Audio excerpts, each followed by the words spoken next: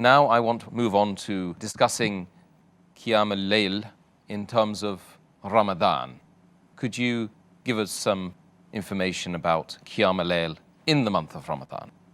All the advantages, all the blessings, all the excellence which are there, which I spoke in the earlier answer, for Qiyaam-Ul-Layl generally, is multiplied in the time of Ramadan. Ramadan is the month of mercy, as we discussed earlier, and you get more sawab, you get multiple times, more sawab 10 times to 700 times. So all the excellence discussed in the normal time, in the month of Ramadan, it is multiplied.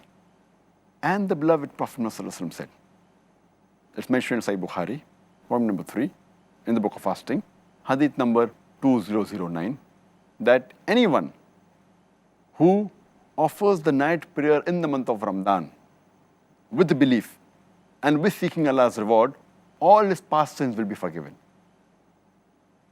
And it's mentioned in the Sahih hadith of Sahih ibn Hibban, hadith number 3438, that the person who comes to Muhammad Sallallahu Alaihi Wasallam and asks him that what if I say there is no God worthy of worship except Allah subhanahu wa ta'ala, who has got no partners, and Prophet Muhammad Sallallahu Alaihi Wasallam is the messenger of Allah subhanahu wa ta'ala, and if I offer 5 times obligatory salah prayers, and if I fast in the month of Ramadan, and if I pray in the night during Ramadan, if I offer the night prayer in Ramadan, Qiyaam-Ul-Layl, and if I give zakat, then what is my position?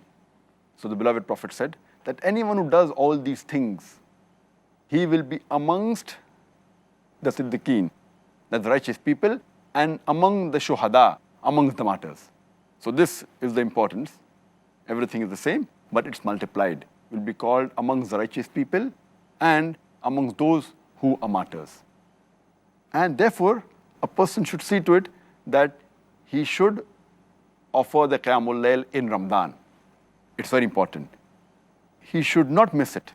And furthermore, besides the spiritual benefits that are discussed in the previous answer, there are even physical benefits.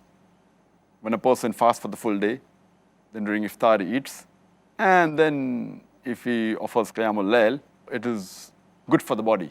The body is fasting, then he stands, in the posture of bowing, then the sujood. It's a good exercise, and besides getting spiritual benefits, it even gets physical benefits.